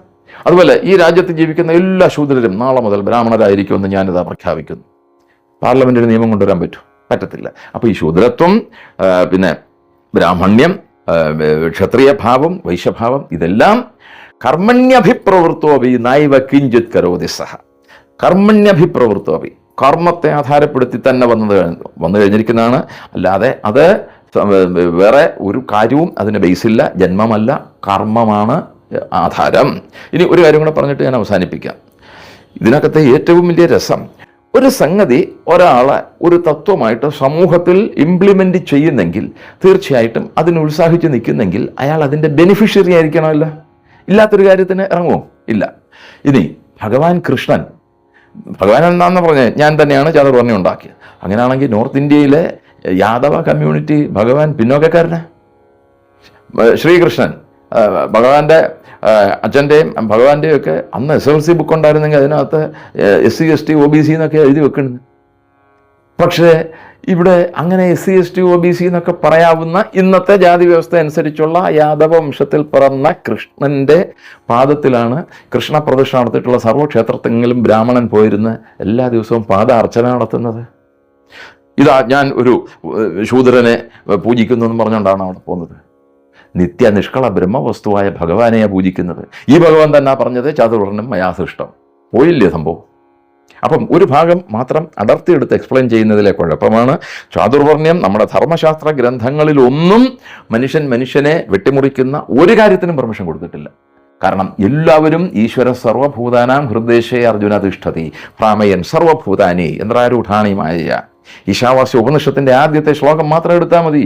ഈശാവാസ്യമിതം സർവം യത്കിം ച ജഗത്യാം ജഗത് തേന ത്യക്തേന ഭുഞ്ജീത മാഗൃധ കാശ്വസിദ്ധനം. ഈശാവാസ്യമുതം, ഈ പ്രപഞ്ചം മൊത്തം ഈശനാൽ ആവാസിതമാണ്. അപ്പോൾ ബ്രാഹ്മണ ഈശനുണ്ടോ? ക്ഷത്രിയ ഈശനുണ്ടോ? വൈശ്യ ഈശനുണ്ടോ? ശൂദ്ര ഈശനുണ്ടോ? ഇല്ല. ഒറ്റ ഈശനേ ഉള്ളൂ. ആ ഈശൻ തന്നെയാണ് ഈ പ്രപഞ്ചത്തിൽ തൂണിലും തുരുമ്പിലും നിറഞ്ഞു നിൽക്കുന്നത്.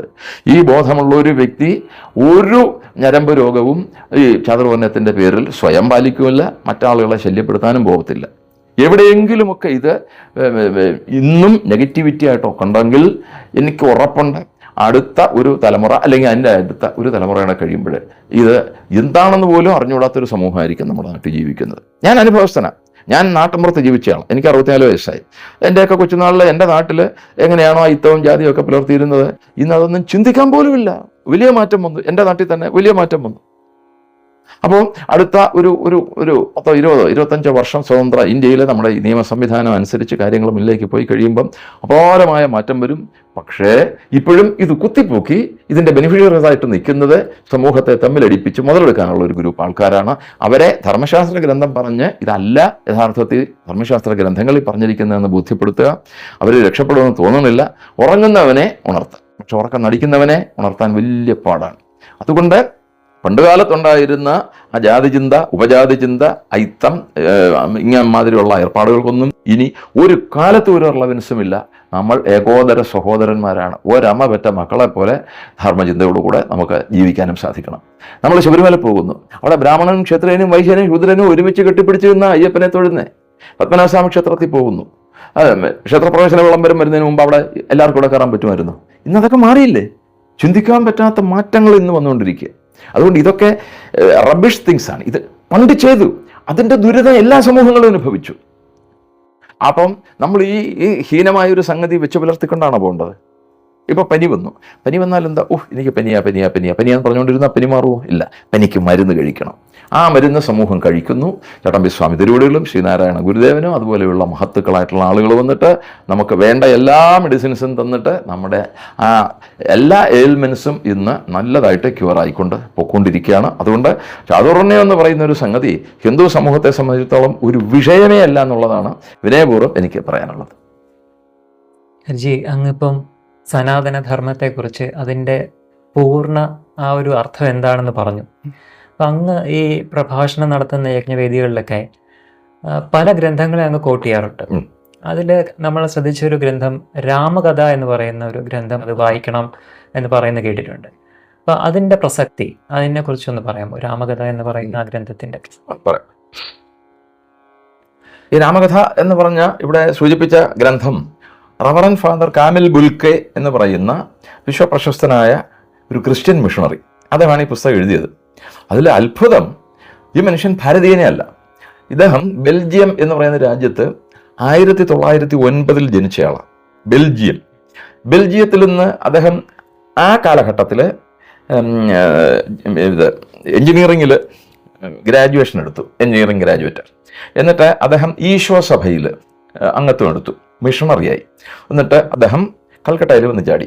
അപ്പം ഇന്ത്യയിലെ ആളുകളെ ക്രൈസ്തവ ദർശനത്തിലേക്ക് കൊണ്ടുപോകാൻ, മതം മാറ്റാൻ വേണ്ടിയിട്ടുള്ള ഒരു വലിയ മിഷണറി ടീമിൻ്റെ പാർട്ടായിട്ടാണ് അദ്ദേഹം ഭാരതത്തിൽ വന്നത്. ബംഗാളിൽ വന്ന് ചാടി. എന്നിട്ട് അദ്ദേഹം പതുക്കെ പ്രവർത്തനത്തിനിറങ്ങിയപ്പം അദ്ദേഹത്തിന് ശരിക്കും പറഞ്ഞാൽ ബംഗാളി അറിയത്തില്ല. പക്ഷേ അദ്ദേഹം അവിടെ ഇറങ്ങി ഇങ്ങനെ പലതിനെ പറ്റിയും ചിന്തിച്ചു. പുള്ളിക്ക് ജന്മസിദ്ധമായൊരു പ്രകൃതം എന്താണെന്ന് വെച്ചിരുന്നാൽ ഭയങ്കര അന്വേഷണ ബുദ്ധിയുള്ളൊരു മനുഷ്യനായിരുന്നു. ഒരു കാര്യം നമ്മൾ 4-3-8 എന്ന് പറഞ്ഞാൽ ശരി എന്ന് പറഞ്ഞാൽ അന്വേഷിച്ച് അത് കളഞ്ഞേച്ച് പോകുന്ന ആളല്ല. 4-3-7 അദ്ദേഹം പ്രൂവ് ചെയ്യും. അങ്ങനത്തെ ഒരു മൈൻഡ് സെറ്റ് ഉള്ള ആളായിരുന്നു. അപ്പം അദ്ദേഹം പെട്ടെന്ന് മനസ്സിലാക്കിയത് 2 പ്രധാന കാര്യങ്ങളാണ്. ഫസ്റ്റ് വൺ, കൽക്കട്ട അന്ന് ബ്രിട്ടീഷ് ഭരണത്തിൻ്റെ തലസ്ഥാനമായതുകൊണ്ട് കൽക്കട്ടയിൽ ഇവരെ കൊണ്ട് തള്ളിയെന്നേ ഉള്ളൂ. കൽക്കട്ടയിലെ ആളുകൾ സംസാരിക്കുന്ന ഭാഷ ബംഗാളി, അതൊരു ലിമിറ്റഡ് ഏരിയയിലേ ഉള്ളൂ. ഇന്ത്യയിലെ മൊത്തം ആൾക്കാരെ പിടിക്കാൻ സാധിക്കണമെങ്കിൽ ഹിന്ദി പഠിച്ചേ പറ്റത്തുള്ളൂ എന്നുള്ളത് അദ്ദേഹം തിരിച്ചറിഞ്ഞു. അപ്പോൾ അദ്ദേഹം പിന്നെന്താ ചെയ്തെന്നറിയോ, നേരെ പോയിട്ട് ഹിന്ദി BA അദ്ദേഹം കോളേജിൽ പോയി ചേർന്നു. മിഷണറി വർക്കിനും ഇങ്ങനെ പോകും. അത് കഴിഞ്ഞിട്ട് ഹിന്ദി പഠിക്കാൻ ഇറങ്ങിയപ്പോൾ അദ്ദേഹത്തിൻ്റെ അന്വേഷണ ബുദ്ധിയിൽ കൂടെ ഒരു കാര്യം മനസ്സിലായി. ഹിന്ദിയുടെ അപ്പൻ സംസ്കൃതം എന്ന് പറഞ്ഞുകൊണ്ടൊരു കക്ഷി ഇതാ ആകാശം മുട്ടം നിൽക്കുന്നു, അത് പഠിച്ചാലേ ഹിന്ദി വഴങ്ങത്തോളം. പുള്ളി വിട്ടില്ല, ഹിന്ദി പഠിക്കാൻ പോയി. അങ്ങനെ ഹിന്ദിയിലും ഇംഗ്ലീഷിലും അദ്ദേഹം ബിരുദവും ബിരുദാനന്തര ബിരുദവും നേടി. ഈ തുളസി രാമായണത്തിലോട്ട് ചാടിയപ്പോഴത്തേക്ക് അദ്ദേഹത്തിന് മനസ്സിലായി ഇതൊരു ഭയങ്കര അമൃതമാണെന്ന്. അദ്ദേഹം തുളസി രാമായണം അങ്ങോട്ട് വായിക്കാൻ തുടങ്ങി. കുറേ അങ്ങോട്ട് കഴിഞ്ഞിട്ട് ഒരു ഭ്രാന്തായിട്ട് അങ്ങോട്ട് തലയ്ക്കകത്തോട്ട് കയറാൻ തുടങ്ങി. രാമകഥ അദ്ദേഹത്തിന് ഇങ്ങോട്ട് അസ്ഥിക്ക് പിടിക്കുന്നൊരവസ്ഥയായി. എന്നിട്ട് അപ്പോഴത്തേക്ക് അദ്ദേഹം ഇവരെ മിഷണറി പ്രവർത്തനത്തിനൊന്നും ചെല്ലത്തില്ല. കൂടെ വന്ന സീനിയർ മിഷണറീസ് ഇദ്ദേഹത്തോട് ദേഷ്യപ്പെട്ടു. യു ഗോ ബാക്ക്, ഇത് ഹിന്ദുയിസം പഠിക്കാനല്ലല്ലോ ഇവിടെ വന്നേ, പോകാൻ പറഞ്ഞു.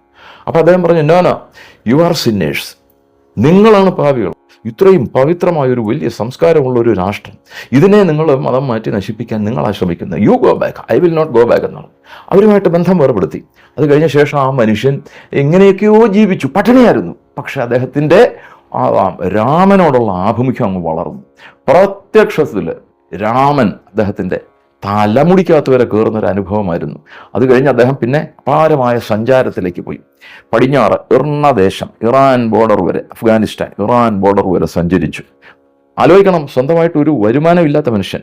അദ്ദേഹം ട്യൂഷൻ എടുത്തും അങ്ങനെയൊക്കെ പറഞ്ഞ് തൽക്കാലം വരുമാനം ഉണ്ടാക്കി പട്ടിണി കിടക്കാതെ ജീവിച്ച് ഇറാൻ ബോർഡർ വരെ പോയി രാമകഥയെപ്പറ്റിയുള്ള അന്വേഷണം അങ്ങോട്ട് ആരംഭിച്ചു. രാമകഥ ഉദ്ഭവവും വികാസവും അതായിരുന്നു സബ്ജക്റ്റ്. അന്വേഷിച്ചു. എന്നിട്ട് അഫ്ഗാനിസ്ഥാൻ, അവിടെ കഴിഞ്ഞ് ഇപ്പോഴത്തെ പാകിസ്ഥാൻ എന്ന് പറയുന്ന അന്ന് ഇന്ത്യ ആണല്ലോ. എന്നിട്ട് ഇങ്ങനെ സഞ്ചരിച്ച് ആ യാത്രയ്ക്കിടെ കേരളത്തിലും വന്നിരുന്നു. കേരളത്തിൽ അന്ന് doctor P K Raghavan Pillai എന്ന് പറഞ്ഞ വളരെ പ്രശസ്തനായ മലയാള പ്രൊഫസർ, അദ്ദേഹമാണ് എഴുത്തച്ഛൻ്റെ രാമായണത്തെ പറ്റിയൊക്കെയുള്ള നോട്ട്സ് ഇംഗ്ലീഷിൽ തയ്യാറാക്കി അദ്ദേഹത്തിന് കൊടുത്തത്. അങ്ങനെ ഭാരതം മൊത്തം സഞ്ചരിച്ചു. അങ്ങനെ പോയി ജപ്പാൻ വരെ അദ്ദേഹം സഞ്ചരിച്ചു. ഏതാണ്ട് ഒരു മോർ ദാൻ 20 നേഷൻസ് അദ്ദേഹം സഞ്ചരിച്ചു. ചൈനയിൽ പോയി. ഈ രാഷ്ട്രങ്ങളിലൊക്കെ ഉണ്ടായ രാമകഥയുടെ വ്യത്യസ്ത ആവിഷ്കാരങ്ങൾ, എന്നിട്ട് വളരെ വിനീതങ്ങളായ രാമായണങ്ങൾ, അത്ഭുതകരമായ ഗ്രന്ഥങ്ങൾ ഇദ്ദേഹം കളക്ട് ചെയ്തു. ഒരു വലിയ സംഗ്രഹമായി. ഏതാണ്ട് 216 രാമായണങ്ങളുടെ എക്സോസ്റ്റീവ് ലിസ്റ്റ് അദ്ദേഹം ഉണ്ടാക്കി. You cannot believe. എന്നിട്ട് അതിനകത്ത് അദ്ഭുത രാമായണം എന്ന് പറഞ്ഞൊരു രാമായണം അദ്ദേഹം കണ്ടുപിടിച്ചതാണ്. ഈ അദ്ഭുത രാമായണത്തിലെ ശ്ലോകസംഖ്യ 3,25,000. അത്ഭുത രാമായണത്തിലെ ശ്ലോകസംഖ്യ 3,25,000. അങ്ങനെ 1.5 ലക്ഷം, 2 ലക്ഷം, 1.25 ലക്ഷം ഇത്രയും ശ്ലോകസംഖ്യയുള്ള നിരവധി രാമായണങ്ങൾ എൻ്റെ കയ്യിലുണ്ട്. അതിൻ്റെ ലിസ്റ്റ് ഞാൻ ഇപ്പോൾ എടുക്കുന്നില്ലെന്നേ ഉള്ളൂ. എന്നിട്ട് ഇത് മൊത്തം അങ്ങോട്ട് വിളിച്ചിട്ട് അദ്ദേഹം അവസാനം പറയുന്നു, 1,80,000 പരം വരുന്ന ശ്ലോകങ്ങൾ, പിന്നെ ഗദ്യം, ഇതെല്ലാം കൂടെ ചേർത്ത് നോക്കിക്കഴിഞ്ഞിരുന്നാൽ ലോകത്തിലെ ഏറ്റവും വലിയ സ്പിരിച്വൽ ലിറ്ററേച്ചർ ശ്രീരാമ ലിറ്ററേച്ചറാണ്, ബിബ്ലിക്കൽ ലിറ്ററേച്ചർ അല്ല. ബൈബിൾ റിലേറ്റഡ് ലിറ്ററേച്ചറാണ് ലോകത്തിലെ ഏറ്റവും വലിയ ലിറ്ററേച്ചർ എന്ന് അന്ന് വത്തിക്കാൻ സ്ഥാപിച്ചു വെച്ചിരിക്കുകയായിരുന്നു. അത് പൊളിച്ചത് ബെൽജിയംകാരനായിരുന്ന ക്രിസ്ത്യൻ പാതിരി ഭാരതത്തിൽ വന്ന് അദ്ദേഹത്തിൻ്റെ ജീവിതം സമർപ്പിച്ചിട്ടാണ്. ഇതിൻ്റെ ഇടയ്ക്ക് 49 പ്രയാഗ യൂണിവേഴ്സിറ്റിയിൽ അദ്ദേഹം രാമകഥ ഉദ്ഭവവും വികാസവും എന്ന വിഷയത്തിൽ തിസിസ് തയ്യാറാക്കി സബ്മിറ്റ് ചെയ്തു. അപ്പോൾ അദ്ദേഹം ഹിന്ദിയിലാണ് തിസിസ് സബ്മിറ്റ് ചെയ്തത്. യൂണിവേഴ്സിറ്റിക്കാർ പറഞ്ഞു, നോ ഞങ്ങൾ ഹിന്ദിയിലെ അക്സെപ്റ്റ് ചെയ്യത്തില്ല, ഇംഗ്ലീഷിലേ പറ്റും. അപ്പോൾ അദ്ദേഹം പറഞ്ഞു, നോ എനിക്ക് ഹിന്ദിയിൽ അക്സെപ്റ്റ് ചെയ്യണമെന്ന് പറഞ്ഞു. അങ്ങനെ ഇന്ത്യയിൽ ഒരു യൂണിവേഴ്സിറ്റി ചരിത്രത്തിൽ ആദ്യമായിട്ട് എക്സംഷൻ കൊടുത്തത് ഇദ്ദേഹത്തിന്. എന്നിട്ട് അദ്ദേഹത്തിന് ഇംഗ്ലീഷിൽ എഴുതാൻ വയ്യാഞ്ഞിട്ടാണെന്ന് നിങ്ങൾ ധരിക്കുന്നുണ്ടോ? അല്ല, ഹിന്ദിയിൽ തന്നെ കൊടുത്തു. അതിന് ഡോക്ടറേറ്റ് കിട്ടി. രാമകഥ ഉദ്ഭവവും വികാസവും അദ്ദേഹത്തിൻ്റെ തിസിസാണ്. അത് ഇന്ന് പുസ്തകമായിട്ട് ആദ്യം ഹിന്ദിയിലും പിന്നീട് ഇംഗ്ലീഷിലും ഇന്ത്യയിൽ ഇന്ന് ഏതാണ്ട് ഒരു 40 പരം ഭാഷകളിൽ അത് നമുക്ക് അവൈലബിളാണ്. കേരളത്തിലെ സാഹിത്യ അക്കാദമി തൃശ്ശൂരിൽ നിന്നാണ് ആ പുസ്തകം പബ്ലിഷ് ചെയ്തിരിക്കുന്നത്.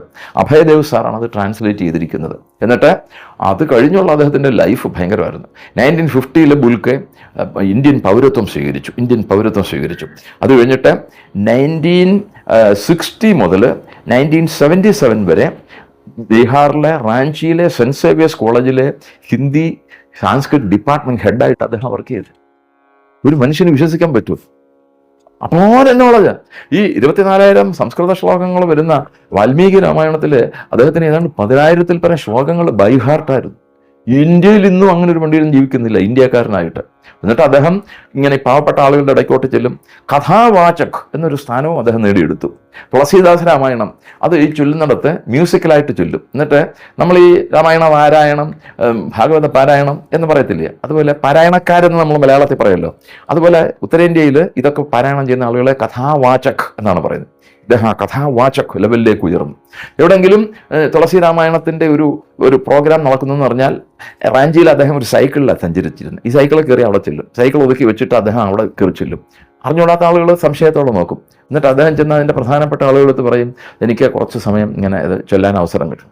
അപ്പം സംശയത്തോടെയാണ് ആദ്യകാലത്തൊക്കെ. ഇദ്ദേഹം സ്റ്റേജിലേക്ക് കയറി തനി ഭാരതീയ രീതിയിൽ ശുദ്ധിയൊക്കെ പാലിച്ച് അവിടെ കയറി രാമനെ നമസ്കരിച്ചിട്ട് അവിടെ കയറി ഇരുന്ന് പുസ്തകം കൊണ്ട് കൊടുക്കുമ്പോൾ പുസ്തകം വേണ്ടെന്ന് പറയും. ദീർഘങ്ങളായ പ്രകരണങ്ങൾ ചാപ്റ്റർ ആഫ്റ്റർ ചാപ്റ്റർ ഇദ്ദേഹം മെമ്മറിയിൽ നിന്ന് അങ്ങോട്ട് കണ്ണുമടച്ചങ്ങോട്ട് പറയുക. ആളുകൾ ഭ്രാന്തളയിപ്പോയി. ഒരു ഇന്ത്യക്കാരനെ കൊണ്ട് സാധിക്കാത്ത കാര്യം. അങ്ങനെ അദ്ദേഹം ആ ജനങ്ങളുടെ മൊത്തവും കണ്ണിലുണ്ണിയായി. എന്നിട്ട് ആ പ്രദേശത്തെ പാവപ്പെട്ട ആളുകളുടെ വീടുകളിൽ ചെല്ലും. അദ്ദേഹത്തിൻ്റെ മന്ത്ലി സാലറിയിൽ നിന്നൊരു വിഹിതം അവർക്ക് കൊടുക്കും. എന്നിട്ട് അദ്ദേഹം മരിക്കാറായ സമയത്തേക്ക് അദ്ദേഹം പറഞ്ഞു, എന്നെ ക്രിസ്ത്യൻ രീതിയിൽ ക്രിമേറ്റ് ചെയ്യരുത്, ഗംഗാതളത്തിൽ തന്നെ ക്രിമേറ്റ് ചെയ്യണമെന്ന് പറഞ്ഞിട്ട് അങ്ങനെ അദ്ദേഹത്തെ അവിടെ അടക്കിയെന്നാണ് മനസ്സിലാക്കാൻ സാധിച്ചിട്ടുള്ളത്. അങ്ങനെ ഭാരതത്തിൻ്റെ മണ്ണിൽ അലിഞ്ഞു ചേർന്ന ഒരു ഭയങ്കര ദിവ്യാത്മാവായിരുന്നു റവറൻഡ് ഫാദർ കാമിൽ ബുൽക്കെ. നിങ്ങൾ വേറൊന്നും ചെയ്യേണ്ട, CAMILLE, കാമിൽ BULK, ബുൽക്ക എന്ന് മാത്രം നെറ്റിൽ പോയി അടിച്ചാൽ മതി. ഇദ്ദേഹത്തിൻ്റെ ഫോട്ടോസ് സഹിതം ഇദ്ദേഹത്തിൻ്റെ ലൈഫ് ഹിസ്റ്ററി സർവ്വതും. ബ്രഹ്മചാരിയായിട്ടാണ് ജീവിച്ചിരുന്നത്, വിവാഹം കഴിച്ചിട്ടില്ല. അദ്ദേഹത്തിൻ്റെ ആ ഒരു ജീവിതം അപാരമായിരുന്നു. അന്നത്തെ കാലത്ത് ഒരു പൈസ പോലും സ്ഥിര വരുമാനം ഇല്ലാത്തൊരു മനുഷ്യൻ ഇറാൻ ബോർഡർ മുതൽ അഫ്ഗാനിസ്ഥാൻ മുതൽ ജപ്പാൻ വരെ സഞ്ചരിച്ച് 216 രാമായണങ്ങൾ നമുക്ക് സംഭാവന ചെയ്ത ഇത്രയും വലിയൊരു വർക്ക് ചെയ്ത ഒരു മനുഷ്യൻ. ഇദ്ദേഹത്തെ പറ്റി ഒരു വാക്ക് പോലും ഇവിടുത്തെ ശമ്പള പണ്ഡിതന്മാരെന്ന് പറഞ്ഞ നികൃഷ്ട ജീവികൾ നമ്മുടെ സമൂഹത്തോടോ നമ്മുടെ കുഞ്ഞുങ്ങളോടോ പറയുന്നില്ല എന്നുള്ളത് പാപമല്ലേ? ചിന്തിച്ചു നോക്കുക.